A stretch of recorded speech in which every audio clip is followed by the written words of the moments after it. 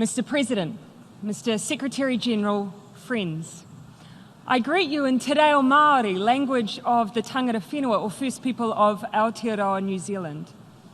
And I do so not just because it is the same way I would begin an address if I were at home, but because there are challenges we face as a world that I know no better way to express.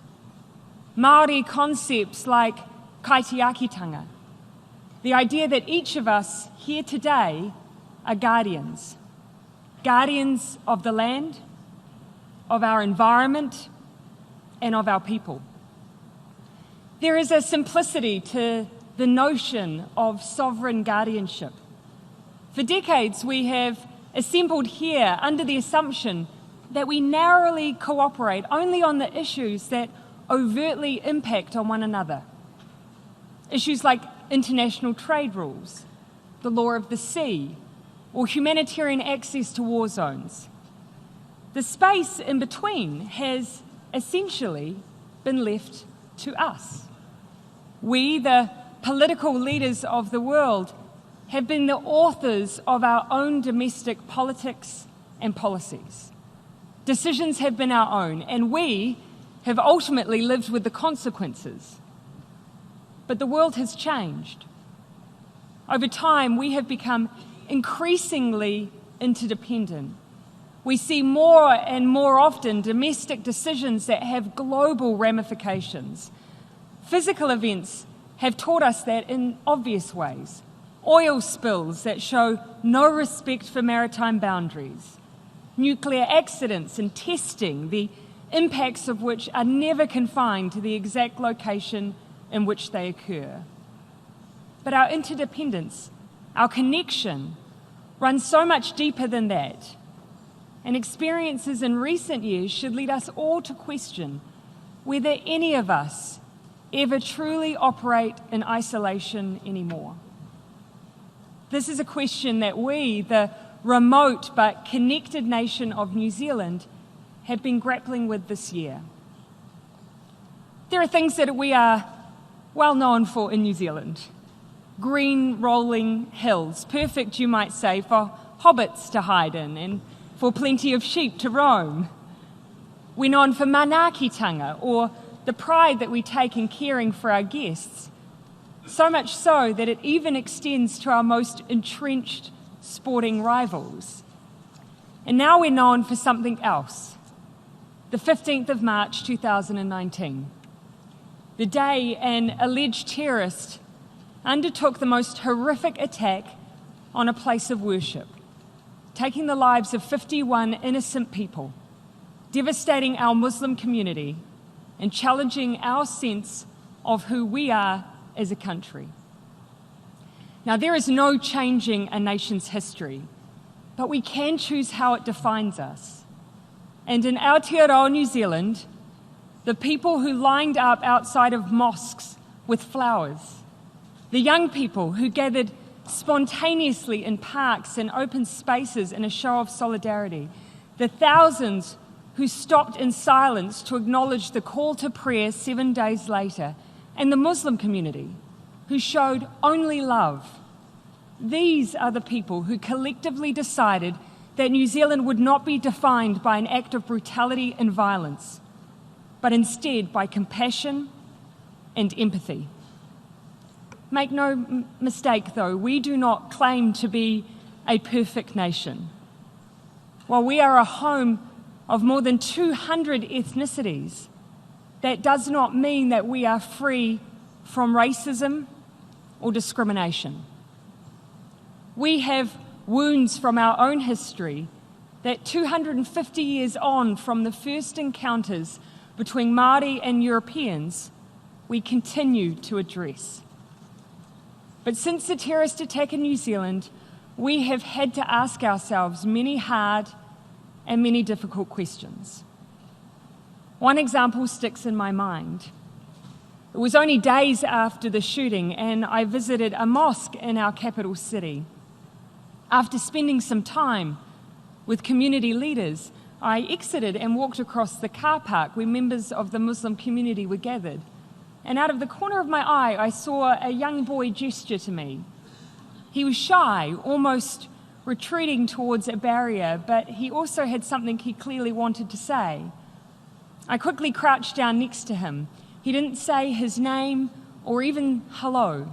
He simply whispered, "Will I be safe now?" What does it take for a child to feel safe?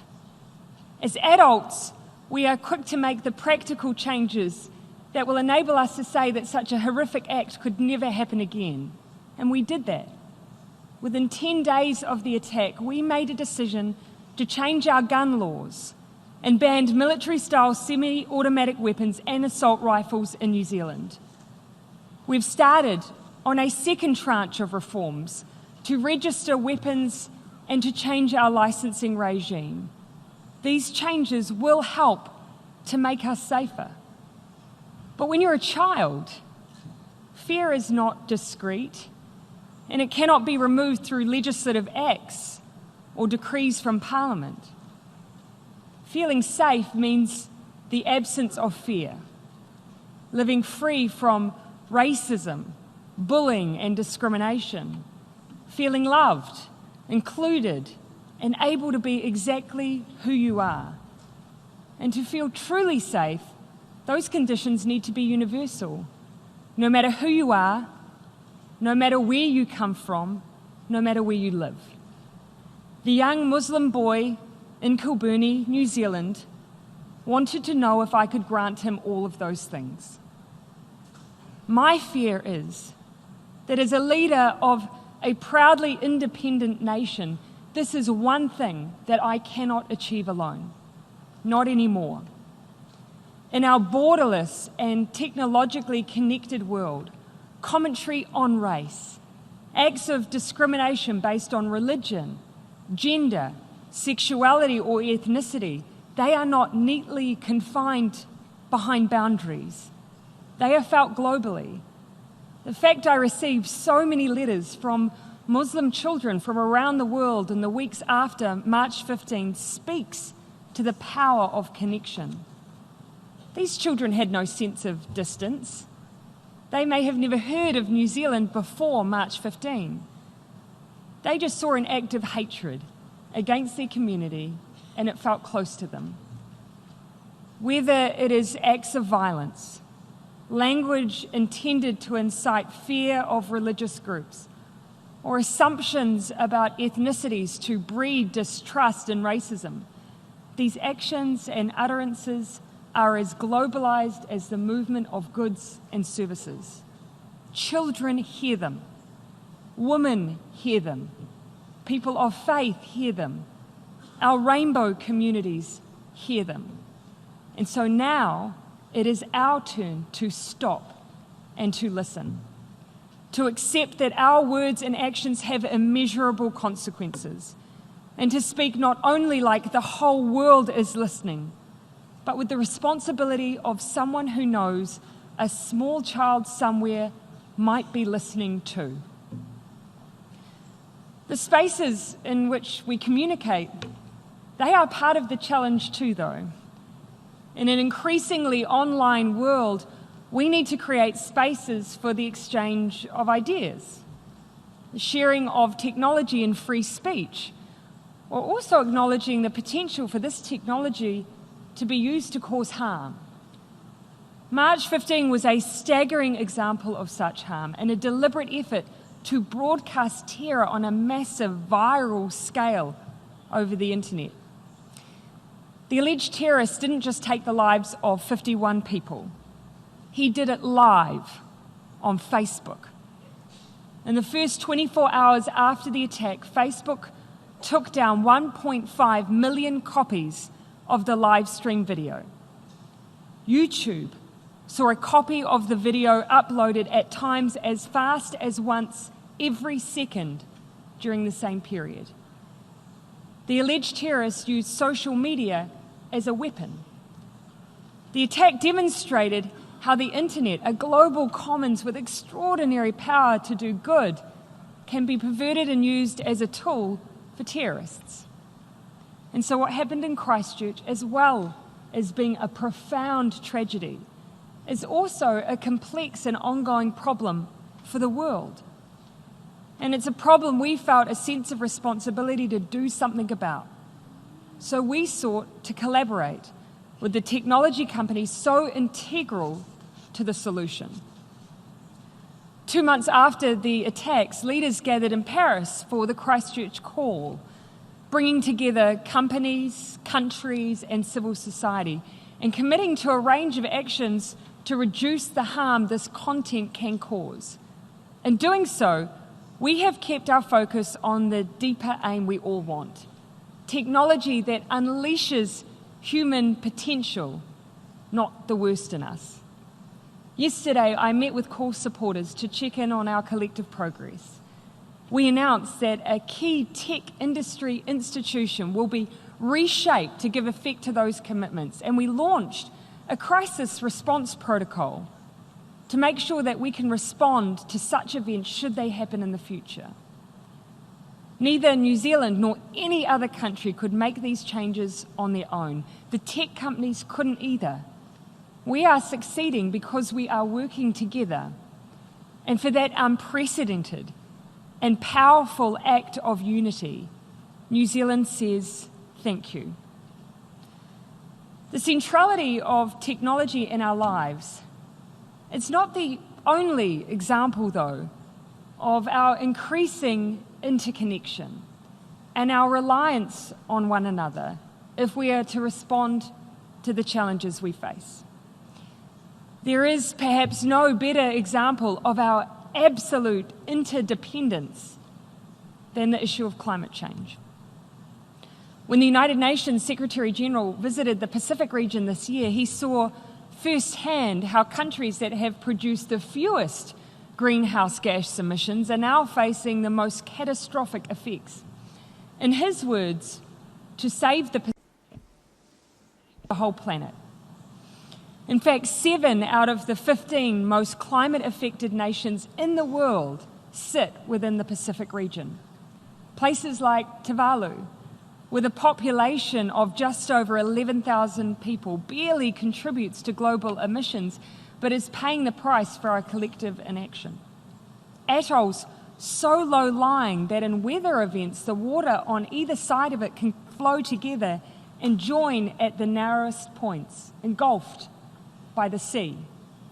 Or Tokelau, a beautiful set of 3 atolls that can only be accessed by boat, where the children speak knowledgeably about climate change, knowing that unlike all of the challenges their self-reliant forebears have ever faced, this is the one that is completely and utterly in other people's hands. Now, they have never met you, and nor you them, but I can tell you that their expectations on all of us are high. Meeting those expectations will require us to use every policy lever available. And just like the Christchurch call to action, we need to work with partners inside and outside government to make change. In New Zealand, we have plenty of work to do.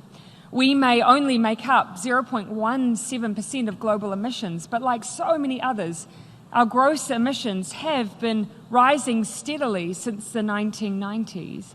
And that's why we have coupled ambition with action. Over the past 2 years since we took office, New Zealand has produced our own zero-carbon legislation, which puts our domestic economic transformation in line with the objective of a 1.5-degree limit in global temperature increases. We've continued with our goal of planting 1 billion trees. We've created a $100 million green investment fund. We've stopped issuing new offshore oil and gas exploration permits. We're creating a plan to achieve 100% renewable electricity generation and to incentivise low-emission transport options. And we're supporting our Pacific neighbours with projects to increase solar power, reduce the use of diesel generators, protect coastlines, and stop seawater from entering water supplies. But some answers to the climate challenge are easier than others. The vast bulk of our greenhouse gas emissions, for instance, don't come from transport, energy generation or waste, but from one of the things that we pride ourselves on, our food production for the world. We know this requires us to adapt. In fact, our farming leaders have made their own commitment to cutting emissions from food production. Over the next 5 years, we will collaborate with farmers to build systems in New Zealand which every farmer will be able to use to measure, to manage, and to reduce their own farm's emissions. We are doing this because we are unique. Agriculture makes up nearly half of our greenhouse gas emissions, setting us apart from our OECD counterparts. But we won't stay out there on our own for long. When other countries cut pollution from traditional sectors like energy and transport, their profiles will start to look more and more like ours does today. New Zealand will never produce all of the food that the world needs, no matter how many sheep you may think we have. But we can produce the ideas and the technology that the world needs for everyone to farm and to grow in the most sustainable way possible.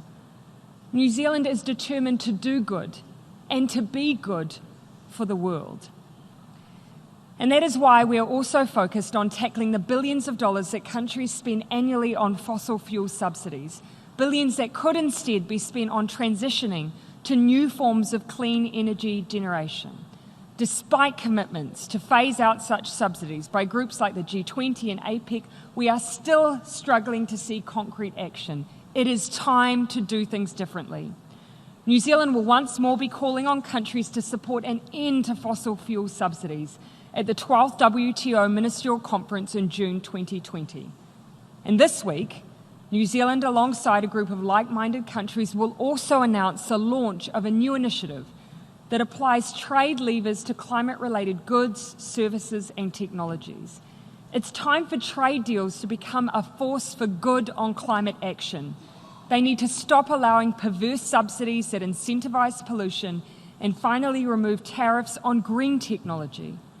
Fossil fuel companies should no longer reap the benefit of subsidies that many, like our farmers and others, have been asked to give up. Without the billions in subsidies that go into the fossil fuel industry, green energy can compete on an even footing. It's both the most fair and economically consistent thing to do. My question is, will you join us? And this is where we return to the concept again that challenges our modern political environment. We are being asked to make decisions that are local, but with consequences that are global. And yet, this is what climate change requires us to do.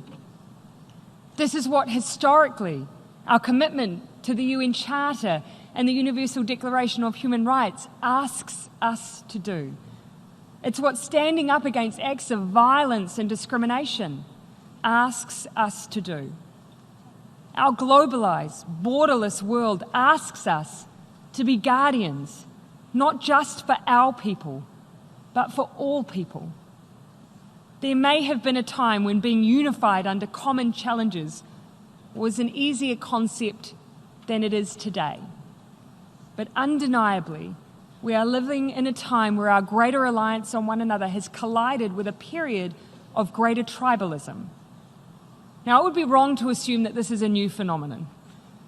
Research, in fact, has shown that humans are so inclined to form natural tribes that if you put a completely unconnected, diverse group of people into a room and flip a coin for each, those two groups will automatically form a suspicion of one another based on nothing more than heads versus tails.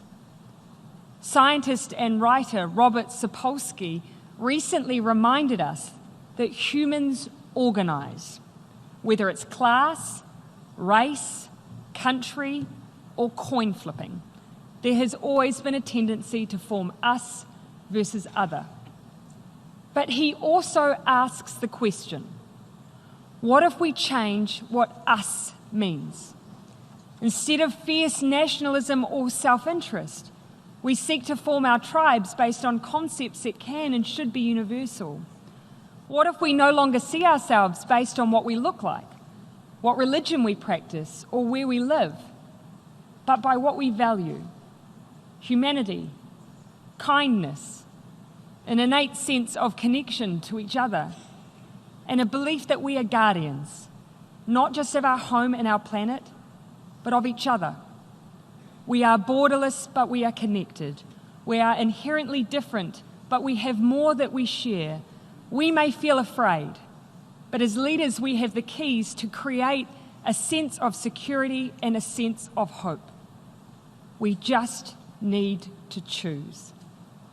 Tātou tātou, nō reira, tēnā koutou, tēnā tātou katoa.